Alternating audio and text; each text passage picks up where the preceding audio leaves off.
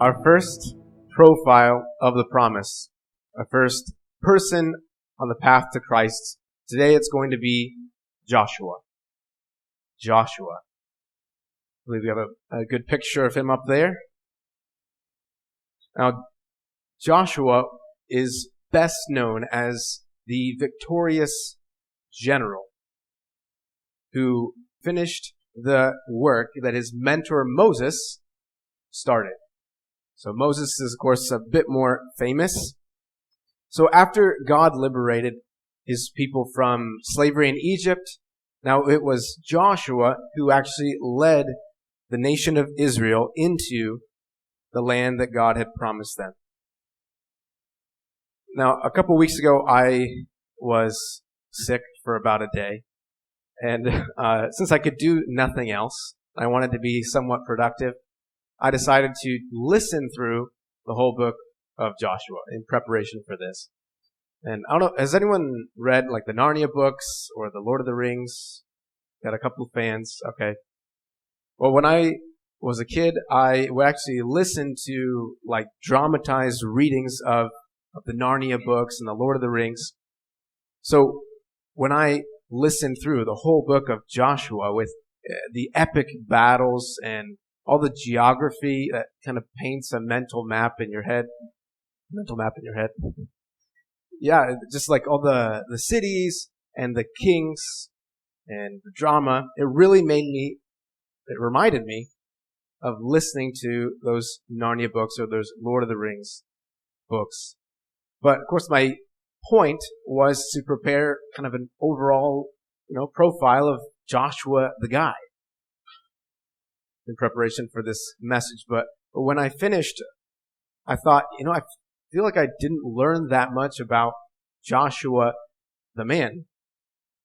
It feels like the book that has his name on it focuses way more on the events that happened and what God did. And Joshua seems to just kind of be there. And then the first reference book I picked up to look at, which is actually out here on the bookshelf, you're welcome to it. It made me feel better. Because the first thing I read was, it is difficult to form an estimate of Joshua's character because the man is overshadowed by the greatness of the events in which he was placed.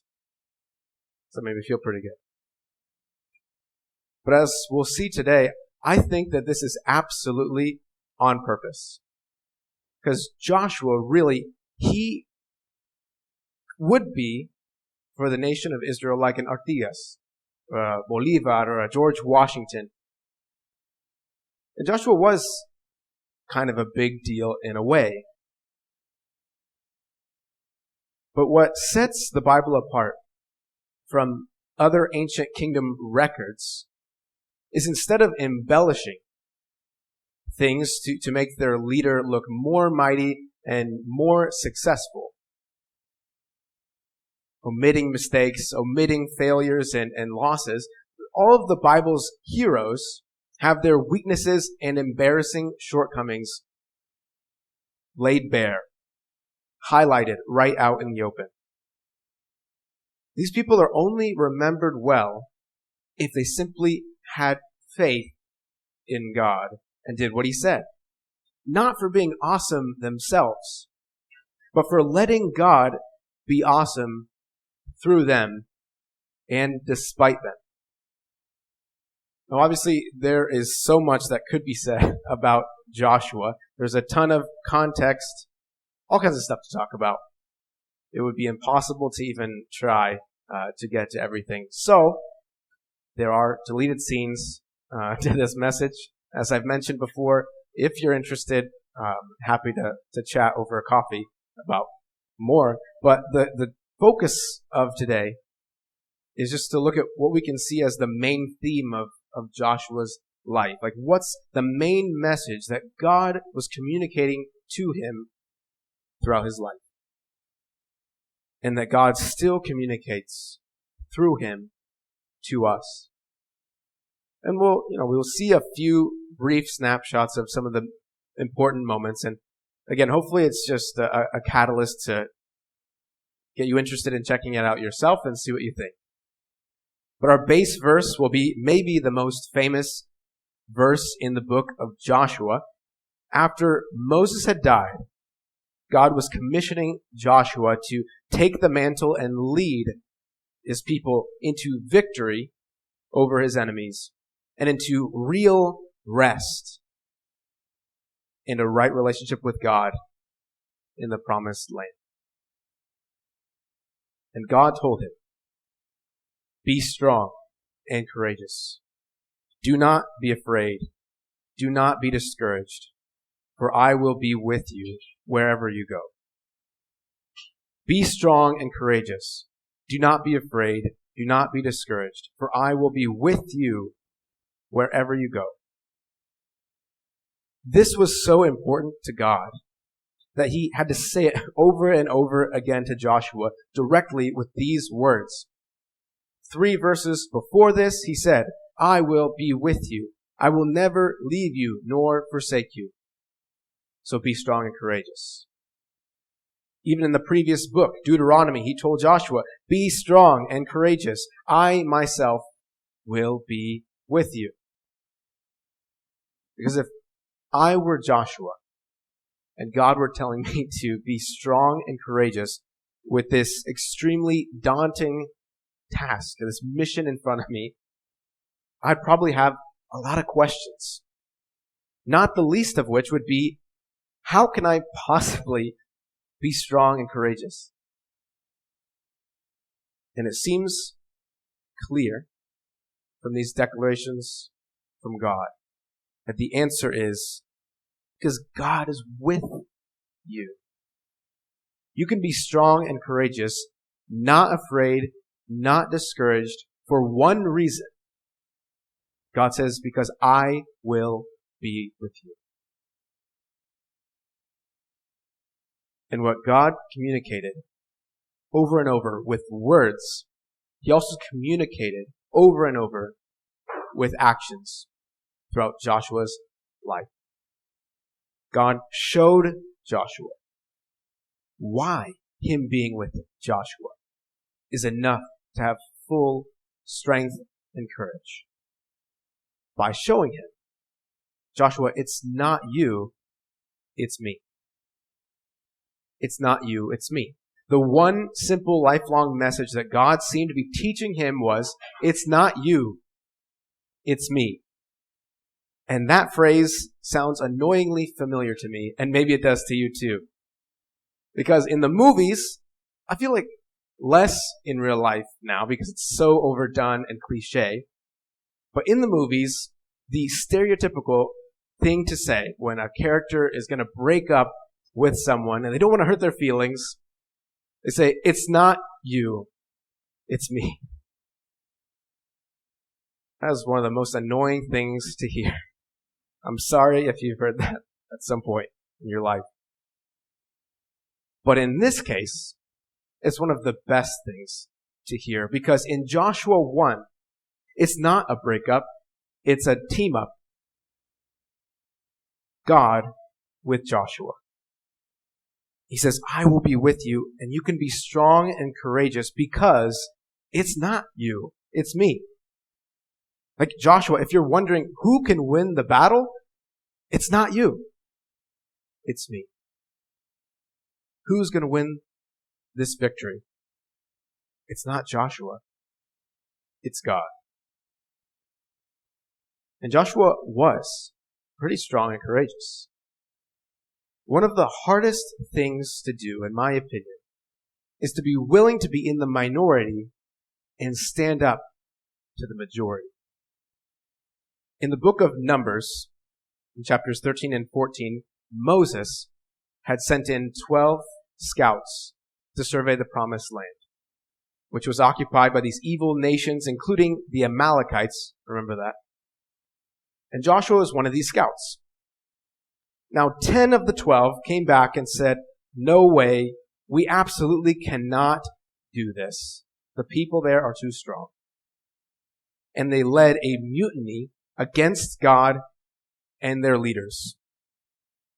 They were about to stone Joshua and the others, pick new leaders, and go back to Egypt the place where God had rescued them from. But Joshua and the other scout stood up to the majority and had the opposite assessment. They said, we absolutely can do this. God said he would be with us. If God is with us, who could possibly stand against us? They said, guys, choose to be with God and there's nothing to be afraid of. How could Joshua be this strong and courageous? How could he be that confident going in against these powerful enemies? And even harder than that, how could he be this strong and courageous against his own people who he thought he could trust? He said he was willing to be in the minority, to stand with God, because God said he'll be with them. Who can win the battle? God says, it's not you, it's me. See, Joshua's faith wasn't based on nothing. It was based on evidence. Joshua could look back at God's faithfulness in the past, that his promises had never failed, to logically trust God's promises in the future. In fact, Joshua had experienced God achieving victory for him against these same Amalekites. The first time we see Joshua pop up in the Bible, it's as this victorious general when the Amalekites came down and attacked them in Exodus 17. What's interesting about this story is that while Joshua was down on the battlefield, unbeknownst to him, Moses was up on a hilltop. And God said, Moses, if you have faith and you lift up your hands for the whole time, as long as you lift up your hands, Joshua and the Israelites will be winning. And since Moses, of course, got tired, his helpers brought him a chair and they even held up his arms so that Joshua and the army would prevail. So God supernaturally won the battle. The Amalekites retreated. But Joshua was down on the battlefield. He didn't know that. He probably thought it was all him somehow. So right after this happened, look at this interesting detail. It says, the Lord said to Moses, make sure you write this down to be remembered.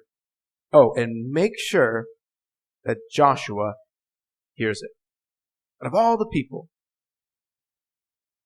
make sure that Joshua hears what happened here. Because I will give complete victory over these Amalekites to him in the future. So make sure Joshua hears that while he was fighting on the ground, that there were these forces working behind the scenes that gave him the victory. Joshua, it's not you. It's me. So experiencing God achieving victory for him against these same Amalekites they were facing now, plus God's specific promise to give them complete victory over them, that was enough for Joshua to be logically strong and courageous when the other 10 scouts were afraid and discouraged. And they were leading the majority to leave God. It was enough for Joshua to choose to stand with God, even though he was in the minority, because God says, it's not you, it's me. I will be with you. Oh, and by the way, in this Numbers passage, it's where Joshua's name gets changed to Joshua. See, before his name was Hoshea, which is similar. So we get this seemingly random piece of information in the narrative. It says Moses changed his name from Hoshea to Joshua. What could be the significance of that? Well, Hoshea means salvation. It's a pretty good name, especially for a general. But Joshua means God is salvation. God is salvation. This is God's lifelong message to Joshua. He kept reminding Joshua throughout all of these victories that it was God giving him these victories. It's not you, it's me. Even his name would be a reminder of that. Now, the other time I want to highlight where Joshua was strong and courageous and willing to be in the minority was at the end of his life, at the end of the book of Joshua. So, spoiler alert, at this point, God had given them incredible victory. They were actually settling into the promised land and into the rest from the battles. God wanted to renew his offer of right relationship with them. So Joshua is now old. He's going to die soon. And just like Moses before him, he left his people with a final speech of encouragement and challenge. So he challenged them to choose who they would love and serve. He said, I would highly recommend you make sure you love this one true God. Like any healthy relationship, it had to be exclusive. So the choice Joshua gave was either choose to love and serve the gods of your past and of your neighbors, or choose to love this one true God. It can't be both. And this is where we get the other most famous verse from the book of Joshua. A lot of families have this verse framed in their homes or engraved in their fireplaces, like my parents. Because Joshua said, you guys can do whatever you want. But as for me and my household, we will serve the Lord. As for me and my household, we will serve the Lord. He had decided, even if my family and I are the only ones in this entire nation to choose to be with God, we're going to do it. How could Joshua be this strong and courageous in this way once again? He was willing to be in the minority because God had told him, I will be with you. Who can give us real rest and a right relationship with God? God says, it's not you. It's me. Because in Joshua's speech, he reminded the people, we've experienced God fighting for us and winning these victories for us. It hasn't been us, it's been him. And we've actually seen that his promises have never failed. And now he's promising to give us real rest and a right relationship if we choose to be with him. That was enough for Joshua. It was enough for him to choose to stand with God even if he was in the minority. But it's not as if Joshua never was afraid or discouraged. Actually, I found this definition of courage, I thought it was pretty good. Courage isn't the absence of fear. It's the assessment that there is something more important than that fear. Courage isn't the absence of fear, it's the assessment that there is something more important than fear. But when the people wanted to stone him and were getting everyone to leave God, of course he was afraid. It says he tore his clothes, which culturally was their way of expressing deep grief. And when Joshua expressed his deep grief, it specifically says God was there. And once when Joshua's army lost a battle badly, some good men, he was absolutely afraid and discouraged. Once again, it says he tore his clothes and he expressed to God his raw and honest grief and doubt and fear and discouragement. And when he did that, it specifically says God was there. Now, it didn't erase the terrible circumstances that happened.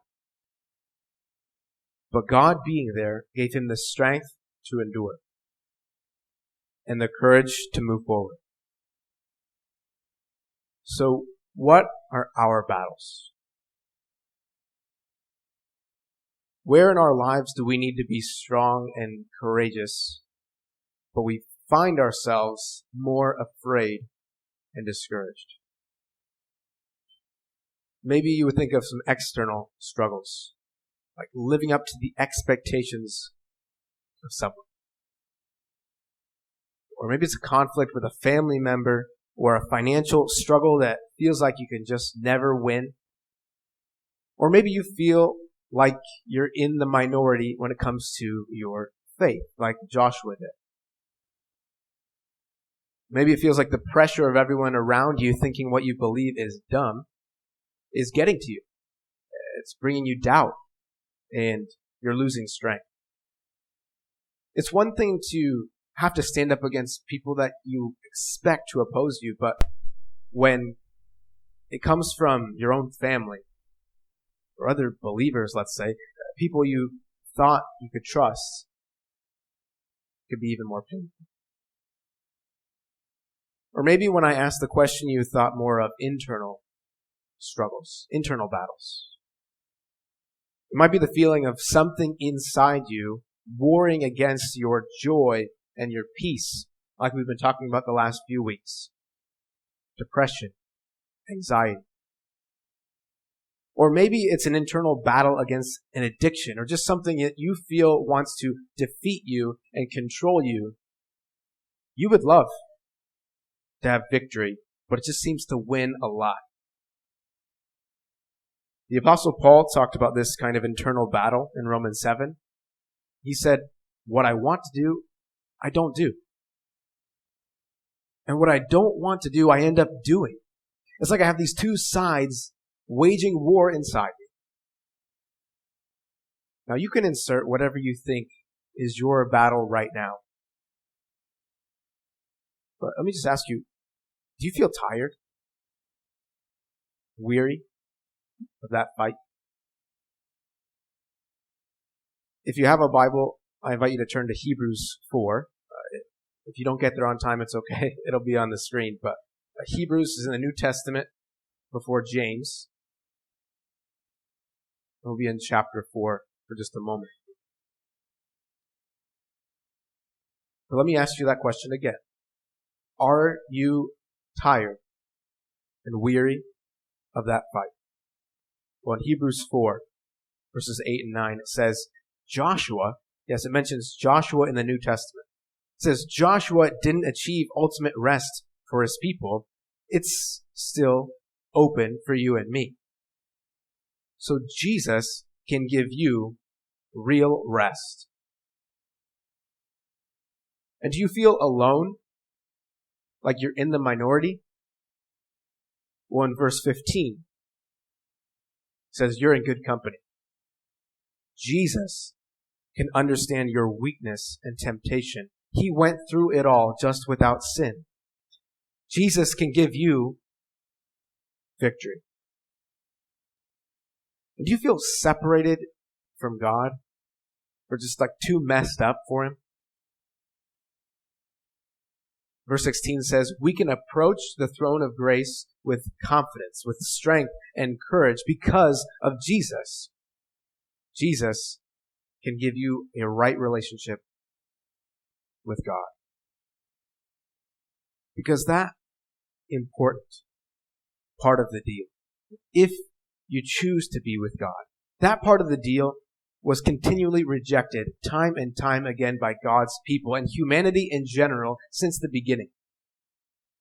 That team up of God and humanity did turn into a breakup because the people said no thanks to Him. See, God's not toxic, right? Like, God doesn't force you to be with Him if you don't want to be with Him. But who can restore this relationship? God says, it's not you. It's me. The Bible is clear. No one can be perfectly good enough. Even Joshua, who is normally super positive, right? He made a statement in his final speech in Joshua 24. but I think is kind of a prophetic pessimism. He told the people, serve the Lord, but you can't. You're not able to serve the Lord perfectly. He's too perfect, and he needs you to be perfectly faithful to him in this relationship. Joshua's like, I've seen you guys for a long time. I've known you guys, and it just doesn't feel possible. The New Testament agrees. Romans 3 says no one is completely good, not even one. Therefore, no one can be made right with God by trying to be good enough. It's impossible.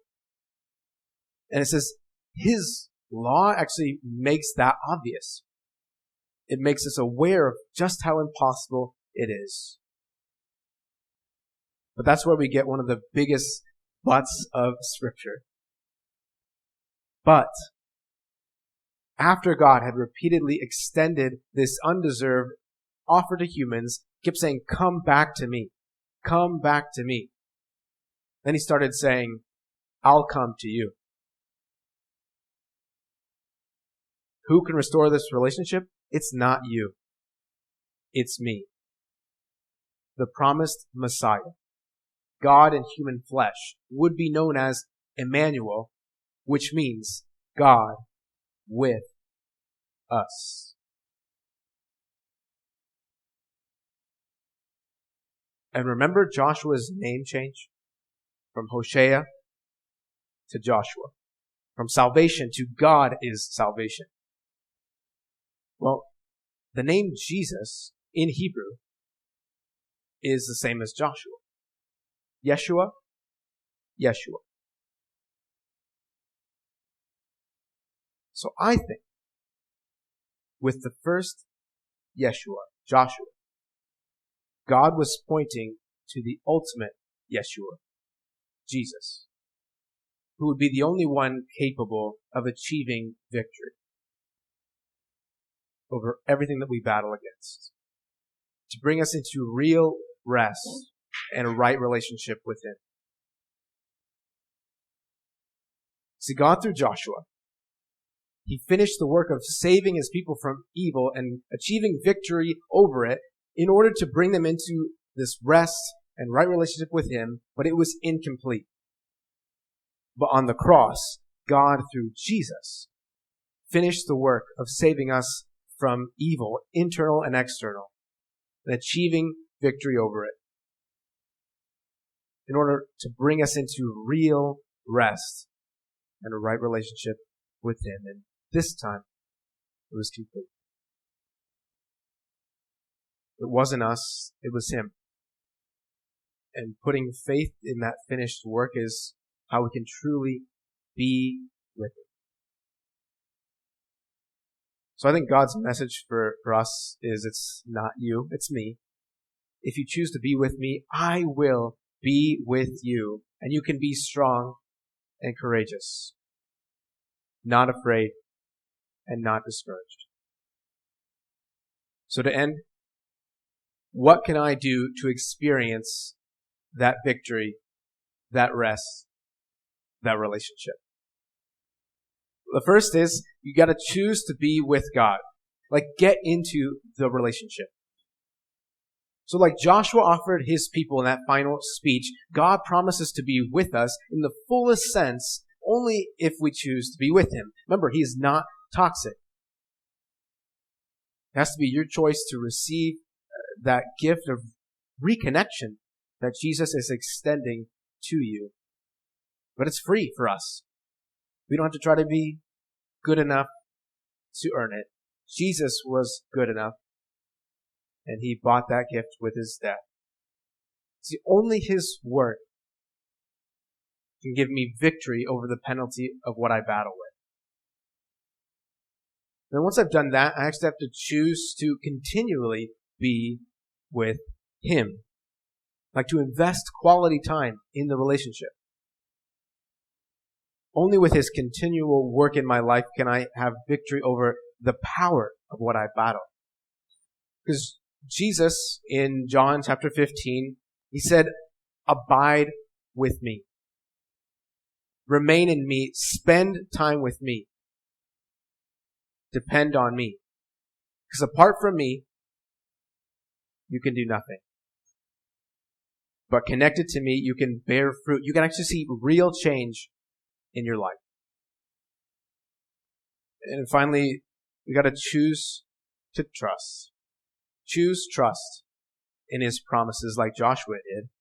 Because only with his work can we finally be given full victory over the very presence of what we battle. Because Christians look forward to the day when Jesus will bring us into the ultimate promised land. This earth, renovated, rid of all evil, internal and external. We'll finally be able to have real rest and a right relationship with God. So I wonder what our lives could look like in light of that.